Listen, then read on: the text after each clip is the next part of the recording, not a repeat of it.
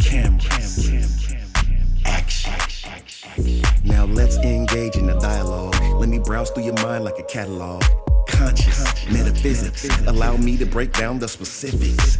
Educate, motivate. If you don't feel free, you can liberate. An LLC is what I'm building, the #1 podcast in the building. So let me slide on up in the Bentley truck in my Versace shirts. They can't get enough of this deep conversation, expansion, elevation. I'll send you a link you can tap in. It ain't quite what I used to do back then. Now I get it on the front and the back end. Multiple money streams keep coming in. Enlighten, empower, evolve.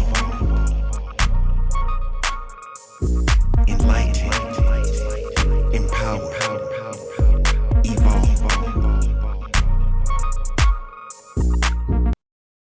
Just in time. Greetings, everyone. I'm Luke Bryan Smith, and welcome to Enlightened, Empowered, Evolved. I believe everyone is doing well and everything is unfolding perfectly. I'm excited yet again, and say it with me. You know why? Because I have another amazing guest. And the reason why I say that, even before I talk to the person, because I always know I truly believe that everything is unfolding perfectly. So I know whoever I draw into my experience and vice versa is going to be amazing. But enough of that chatter. I have with me today an amazing guest who, you know what, I'll just say this. There's so many things to list, but he is a worldwide humanitarian. I'll just say that. And there's a whole lot more that he's going to tell you. Without further ado, I introduce to you Chef Omaka. Hey, Yeah. Look, Yes, sir. Yes, sir. Yes, King. I am you. very excited to be here with you at this present moment. We're making history right now, and this is, just this being recorded is solidified in history. So we'll be able to look back on this 50 years from now and other people and see what amazing energy we were sharing, dialogues. But before I keep talking, because I'm good at that, tell us a little bit more about yourself. So this Chef Omaka, how did you get that name?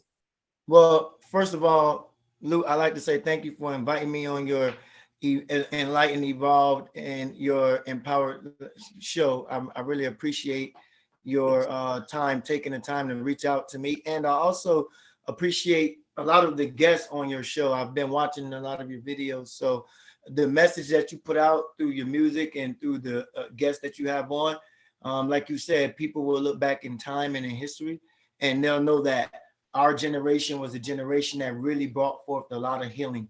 And I just want to just salute you and thank you for doing that great work. And thank you for allowing me to be a part of your world and sharing in that space with you. So thank you, King. Yes. I received that with gratitude and appreciation and love and just masculine energy, and just thank you. I appreciate it, man. I'm absorbing all that. I'm grateful to give it because I receive it from others too when I'm doing it. But I'll tell you a little bit about myself. I'm a native born here in Florida. I'm a St. Petersburg native. If you haven't heard of St. Pete, we're right just 30 minutes outside of Tampa. I would say 20 minutes outside of Tampa, Florida.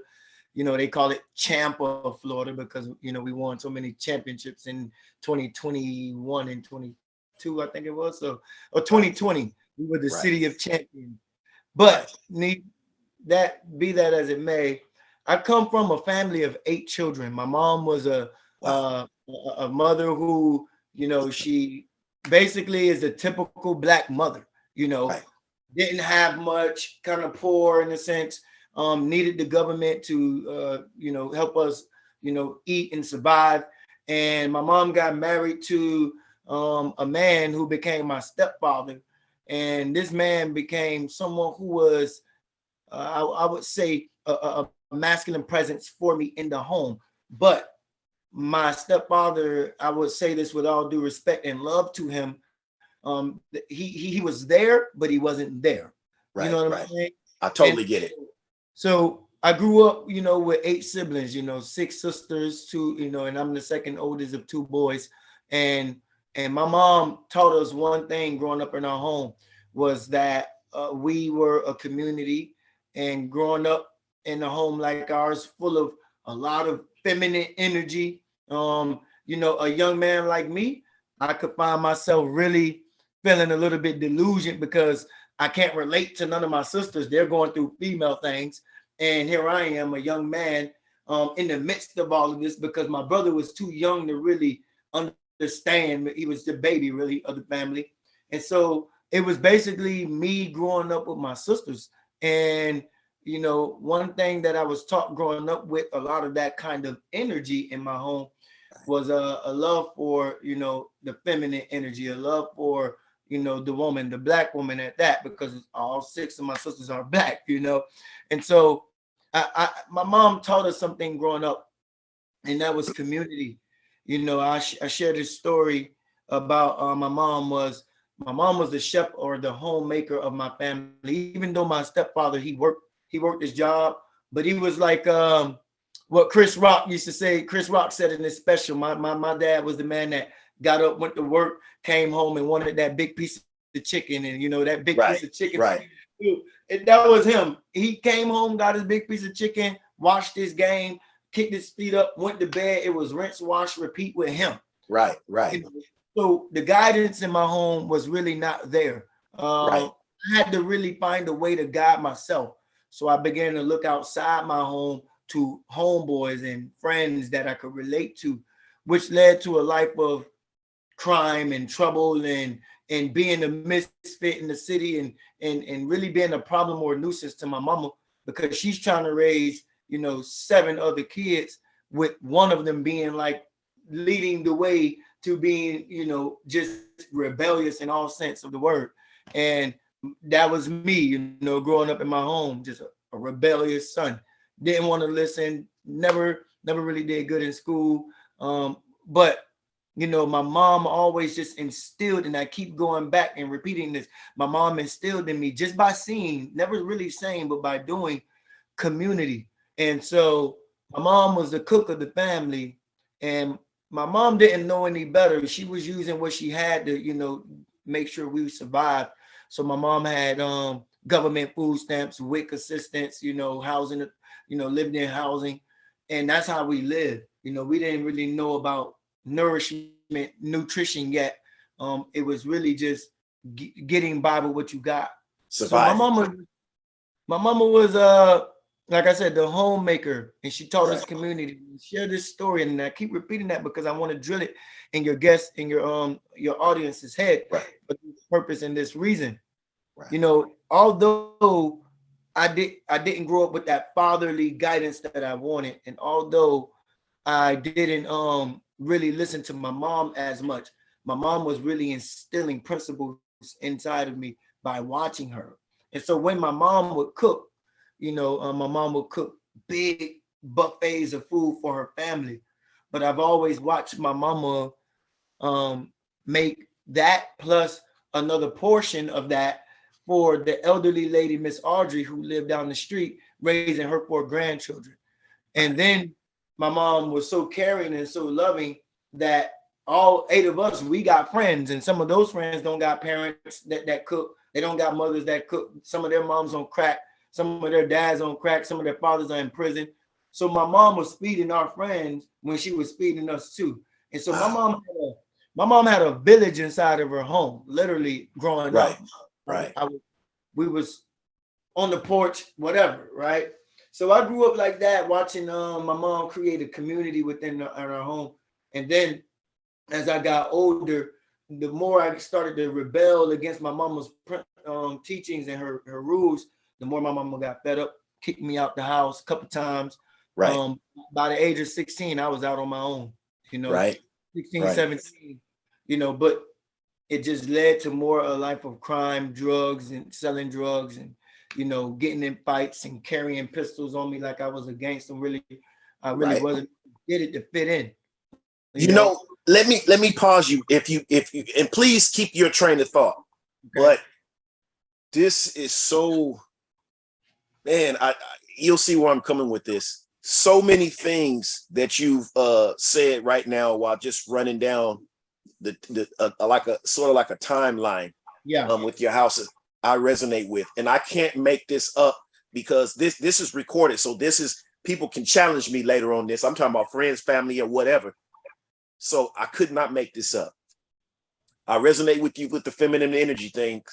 Except for this, I didn't have a father in my home. So I just had, my mom there. So I learned a lot of things as far as emotionally, from a feminine standpoint. And I had friends, and I look for that masculine, standpoint and fatherly standpoint, like you said, from the streets. And I used to have friends, tease me like, man, man up. I would always have them do that. Like, man, and then as it got later, it's like, man, you projecting that feminine energy. And I know, and not no disrespect to any body that's gay or nothing, but they would say, man, you coming with that gay energy, and I mean like feminine energy, but I know you're not gay because the ladies love you, you love them. Right.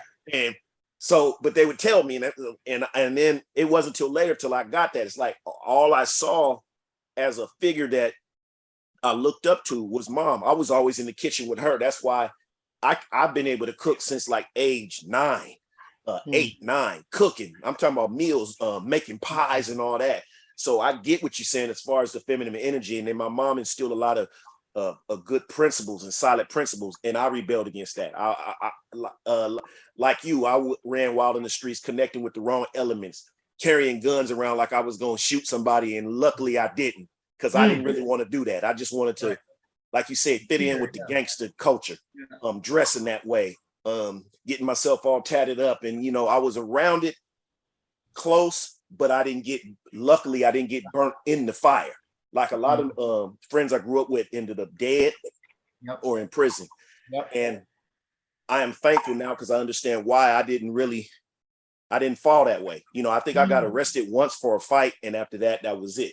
So I can't say, I'm this street dude that got this massive record of being locked. I'm not going to even try to ride on that because that's not me. But I was close to it, but I didn't actually jump all the way into it. And I realized why I was being protected for something, because I even got, shot at. A friend of mine got shot, but it was meant for me. So things like that happen. When I look back on it, and I'm not trying to cover your story up, but I'm just trying to say how much I relate to it, and how much, man, and then I got kicked out, had to go move with a friend of mine, this Mexican family, they took me in, but yeah, along the same lines. My mom used to help out a lot too, cook for people, bring them plates and things, just like you, just like your mother. So yeah, man, I just had to say that. But go ahead, man. I didn't mean to disrupt you, but I just had to, it excited me when I heard your story. It sounds just like mine. This is a back and forth, brother. I'm willing to listen to you just as much as you're willing to listen to me. And but going back to it, I'm grateful that the way things panned out for me growing up, it had to be a divine intervention, because truth be told, like, I could not write the script on the way my life is going, the way it's been. I would have never thought I would have wrote 7 books. I would have never thought that. I would have never thought out of all 8 of my mama's children, I done been to 8 or 9 countries, around the world. Oh, wow. So I would have never thought that, growing up, I always fit into the status quo, right? My mama told me growing up that you got 3 strikes against you already. You already got 3 strikes. You're young, you're black, and you're a male. My mama always told me that. And so I never knew what that meant until I got old enough to see what that means now. And you see how they're killing young black males in the street. It's a strike to be young, black, and a man, especially a man that is very masculine, who stands in being a man, because we don't need to go into too much detail about that. Like you said, no rag on, no shots at anybody that is from the LGBTQ community. But masculine men are missing from homes today, and so I want to dive into that piece a bit more, because I'm the founder. They call me Chef Omaka, and the reason why that is because I'm the founder of Yes Chef Village, which is something that derived from my childhood. People don't know it, but it really did come from my childhood, watching my mama build community, watching my mama build the village. And as I got older, I started to study. I studied all types of philosophy, Christianity, Buddhism, Taoism. I dove into a lot of it. You know what I'm saying? And I came out of it all, And I just realized that, you know, there's nothing wrong with having those practices added into your daily practice, but I believe that we're really all just kind of one with nature, one with God, one with that divine source and creation of life. And we give it names so that it's easier to resonate and identify. But me personally, I'm not anything specific. I'm not against, or I'm not for. I'm not atheist. I'm not Christianity. We are God's, right? I love that. We are God's. I hear you. I hear you. And that's the way I see it, right? So growing up, coming up out of that typical stereotypical Black home, you know, and failing in school. My mama put me back in the first grade. I almost failed the 8th grade. The only reason I pushed myself through was because my little sister was coming up behind me and we could not be in the 8th grade together. I was like, no, no, no. So I went to summer school, made it to high school. And I tell people I never went to high school. I went to school high, you know. So I was always in school high smoking. And, you know, boom, I become a father, 19 years old, had my first child, my daughter. And then be prepared for this because I'm going to hit you with something heavy. Okay. Right after that, 4 years later, I have another child, my son. Now, my son is what I would call the saving grace of my life, because when I was out there in the streets selling drugs, toting pistols, and, you know, threatening people's lives with, you know, just however being a thug, you know, God, I would say the divine source creator took my son away from me. My son died in 2006, Christmas night in a house fire. My house ended up catching fire, and I was there at my girl's house with my daughter and my son and her mother, and I was there at their home. And then when I left to go be at my home, because me and my girl wasn't staying together, she was staying with her mom and I stayed on my own. When Christmas was over that night, I went to go home. As soon as I got home, my phone rang and she told me to hurry up and get back to the house where she was, because the house had just caught on fire. And I was like, you know, sitting there really like, what? Are you serious? And she said, yes. So I get back over there. I see the firemen are already there, the police already there, all the neighbors are outside. And, you know, I run toward the house. The firemen are standing up there at the front of the house. They tell me they can't let me in. I'm trying to get into this burning house. And they're like, no, because you'll lose your life. That would be on us. We're not going to let that happen. So I look for my family. My daughter made it out. The mama made it out. The grandmama made it out. But my son, they couldn't save. So I was like, oh, that's when I really had a coming to God type of moment. I was like, so that's what this is about. I really didn't understand life. I wasn't, you know, when people say pinch me, am I awake? I got pinched that day, because I believe from that point before, I was really like living in a dream state. I wasn't really feeling life until that hit me, and I realized like, oh, this is life. This is real. Like, my son is actually not here anymore. You know, he was 4 months old. So I said, wow, okay, what do I do with this? Let me tell you, Lou, I heard a voice. People say it was God. I say, I don't know who it was, but I heard a voice come to me in that moment, and everything went silent around me. I didn't hear anybody speaking to me. The sirens, the neighbors, my mama, her mama, my daughter, they all disappeared in this moment. I had a coming to God moment. And I asked God 3 questions. This is 2006. I asked God 3 questions in that state I was in.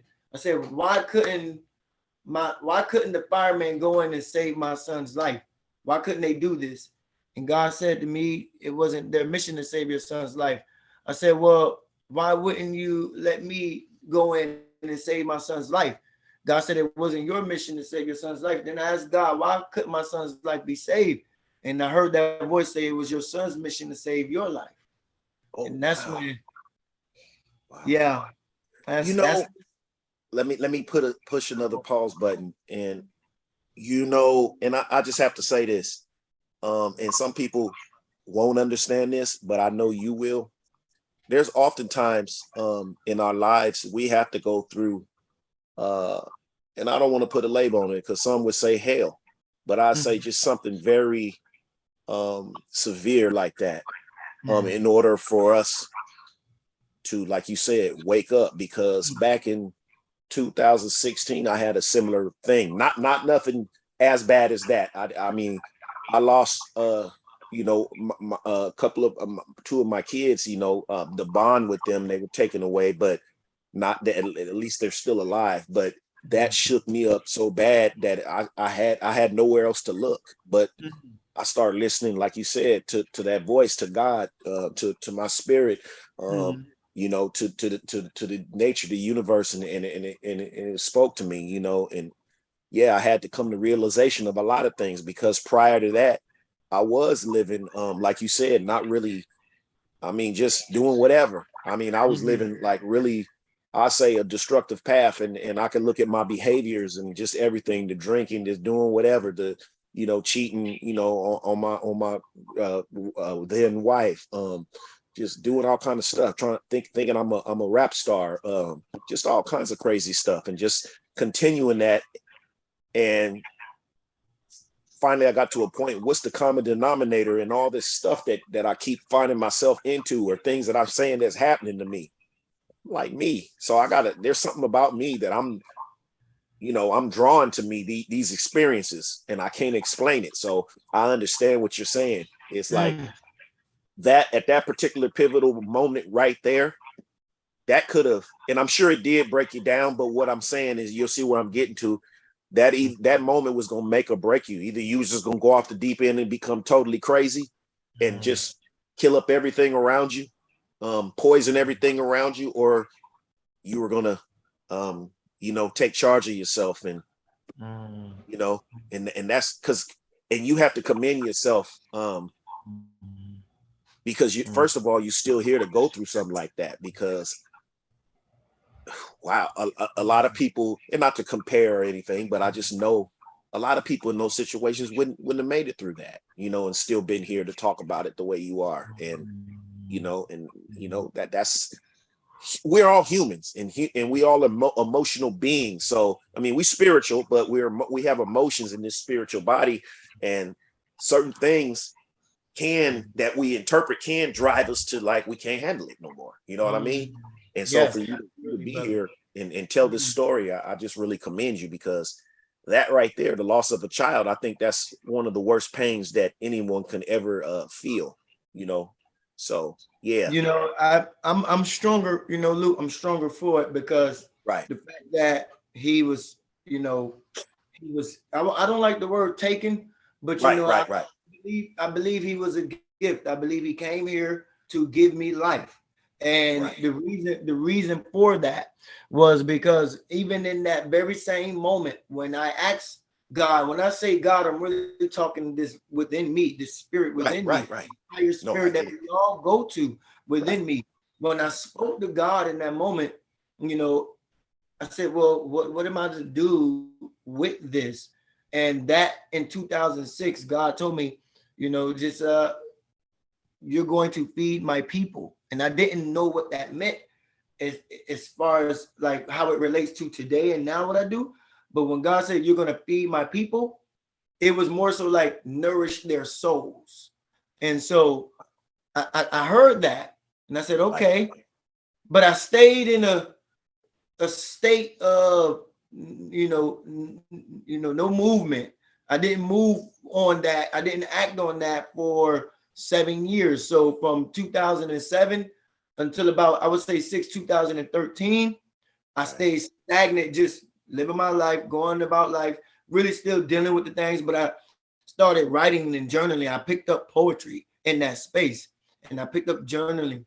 And from that, I didn't do anything with the gift, the poetry. I didn't do anything with the stories.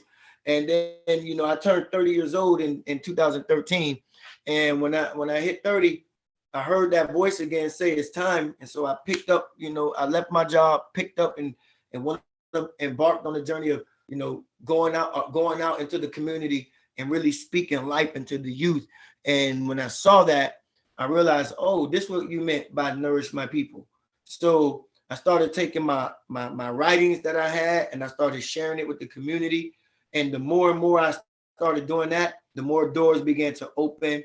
People began to request for me to come and share, tell my testimony, talk about my story, and just continuously be a voice in the community that raises and lifts and up empowers people to really move on their life in spite of the tragedies they go through or the trials they go through, the tribulations they go through.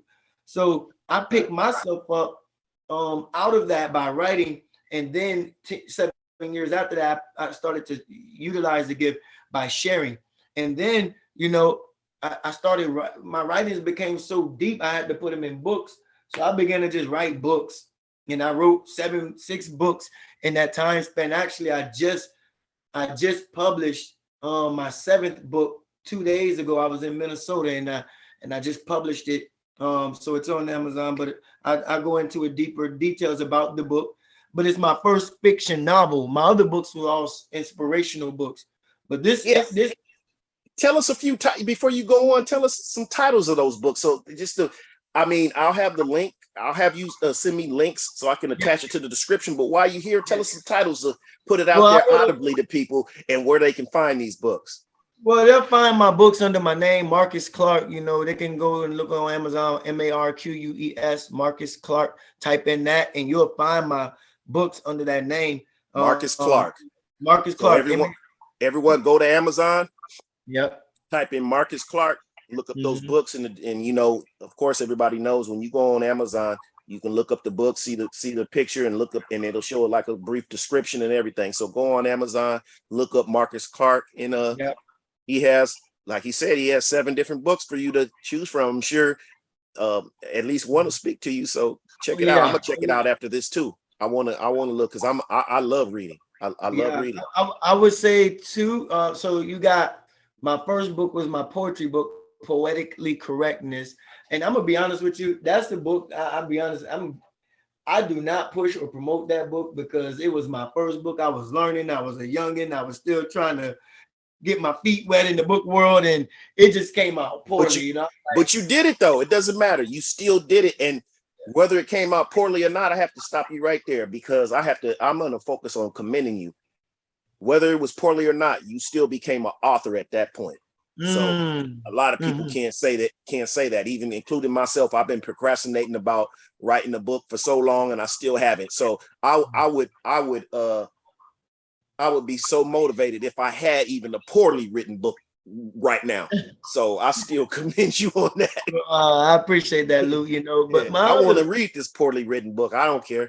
I appreciate you for going to do that. Get all of them. Go to, like I said, Marques Clark. Check them out. I am. And when I say that, I mean it. I'm not just saying that for this thing. I mean it. I'm gonna go on Amazon after this when I'm laying down, and I'm gonna browse through it. I'm gonna get at least a couple of them, a few of them, because I have a library here, and anything to do with empowerment, motivation, encouragement, anything to do with that, anything to do with just helping me and just looking into other people's perspectives that I know that their intentions are to help, to elevate. Yeah, I'm all into that. Into that. I didn't know I was going to be this writer, this poet, this author. I didn't know I was going to be this speaker, this humanitarian. But you know what I did though?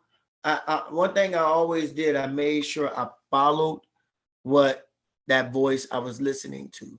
That same voice that spoke to me in 2006, I continued to follow. I still follow today. And I say that because sometimes, like you said, when you wish that you wrote a book, even as poorly as I did, but that voice within me just allowed me to live and sustain life, because I did not look at the hows. How do I do it? Where do I do it? I don't know where to begin. I just did some. I don't even remember. I can't even tell you how it got done, but it got done. Right. And then you know what? I'm a firm believer in the saying, and I'm sure you've heard the saying before. You got to crawl before you walk. So that first book was you crawling, and you crawled on your own. No one helped you crawl. You crawled on your own. So even if it's a poorly written book, that's the foundation. And every book that you've written since then, they're not poorly written anymore. I guarantee you that. Oh, no. You started. That was just your starting point. That's not your finish. That wasn't the finish line. You still haven't reached the finish line yet in Oh regards to no, your writing. there's more book. There's more books in me. This new book that I wrote called Greyhound Love. I want to tell you about it. It's a fiction novel. It's a story about a young man named Madden, and Okay. he's a troubled young man, kind of similar to my own personal story, giving his mama trouble. His mama tells him, you know what, you're becoming too much for me to handle, too much for me to raise. The mama takes this young man, puts him on his Greyhound bus, and sends him down to St. Pete, Florida from Buffalo, New York, and sends him on a 3-day journey to be with his dad in St. Pete, Florida. And so on this bus, he's an angry, young, mad 18-year-old kid, don't want to really deal with anybody, and finds himself sitting at the back of the bus really kind of alone. And people who find themselves needing to use the bathroom, and when the bathroom's kind of occupied, they find themselves sitting in that extra seat next to him. And the dialogue starts to begin like that. And conversations begin to unfold. Yeah. And he So starts to just several conversations take place. multiple I already can conversations. see it. Multiple conversations I have. Oh, and let me know when that was published too, because I can already. Oh, it's out. It's out right now. That book is called Greyhound Love. You're gonna find it under Omaka, Omaka, Zen, Zhen, and I'll send you that. I'll send you all the links. Yeah, send me the links after this. Yeah, I want to read that book, man. It's just from you saying that, the way you set that up, I hope it sparks other people that are watching this or that will watch this in the future. But just you telling me that story, wow, it felt like that I know that story. Just from you just saying it, the way you explained it, felt like I could picture it, and I'm being real with this. Yeah. I felt like that I was on a bus and I was sitting down next to somebody that started talking to me. I could just see it as soon as you said that. Yep. Because I've been on buses plenty of times and talked to random people, so I can relate. Yep. And that's how whether it it's goes. A bus or airplane, whatever, that same narrative. You talk same to people. narrative. You're and right.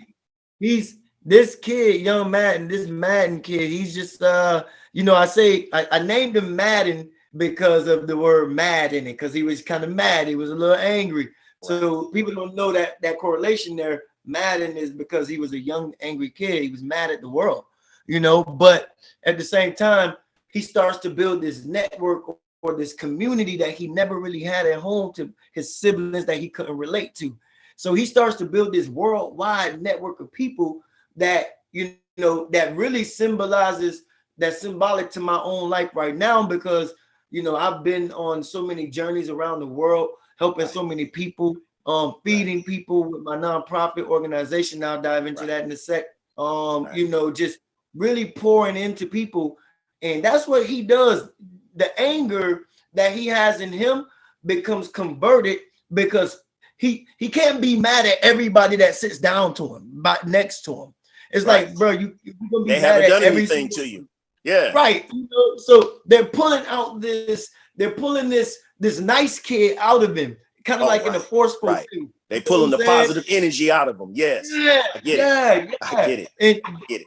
But at the same time, he's enjoying it. He's enjoying the conversations he's having. And he loves the way it's making him feel, he ends up. Go ahead. No, I don't want you to give too much away. I don't want you to give too much away. No. Go, okay. Yeah. Okay. Yeah. So we down to about 3 more minutes. We definitely gonna have a part 2, man. We're gonna have to, because I like to keep these segments around 30 minutes to have people wanting more. And I have a feeling that this video is gonna get some good reviews and some good views, and people are going to definitely want to see you on here again so we can talk about more, because you still didn't talk about your organization and all that. But before we conclude the segment, while we here, for people that are listening, like on Pandora and Spotify, tell us how we can find you. Give us a couple of links. Okay, well, if you are on Facebook, find me at Marques Clark, Marques. If you are on Instagram, find me at Omaka Zen, Omaka Zhen. And then if you want to learn about the organization, the nonprofit, you can look that up everywhere at Yes Chef Village. So just type in Yes Chef Village, Google, Facebook, Instagram, wherever you want to go, search for it, and you'll see the work that we're doing in Yes Chef Village. It's a pretty cool thing, and I'll save it for part 2, because I do want to dive into it, and it'll take about 15 minutes just to unfold the story of that. But Absolutely. yeah, just look for it that way. Just go to type in Yes Chef Village, and you'll come across a lot of our links on our Instagram account and our Facebook account. You can just hit us up that way. We're reachable, you know. I answer back. It's mostly me that replies. So Absolutely. I appreciate that, Chef. And I'm telling everybody right now, look out for it, because there's going to be a part 2 to this. And matter of fact, when we get off here, I'm going to send you a couple of dates so that we can already set that up, because I don't believe in putting off tomorrow what we can do today. So I definitely want you back on there. And I really mean that. I feel your energy and I love listening to you, man. I know you got a lot to tell, and it's hard to condense that down in just 30 minutes, but that's okay. We're going to have a part 2, part 3, part 4 if we have to. And you know, yeah. So yes, I appreciate everyone for listening. Hope you enjoyed this. I know you enjoyed this. I ain't gonna say I hope. I know it. I know it. Why wouldn't you enjoy it? Everybody enjoys listening to stories where people have went through things and that can encourage them. So I know you enjoyed this. And we got more of it to come on here on Enlightened, Empowered, Evolve. Make sure you hit that like, that subscribe button. Spread this video around. Share it. Let everybody hear this. And also check out the website, 333empower.com. I'll see you soon. Thank you. Love and appreciation.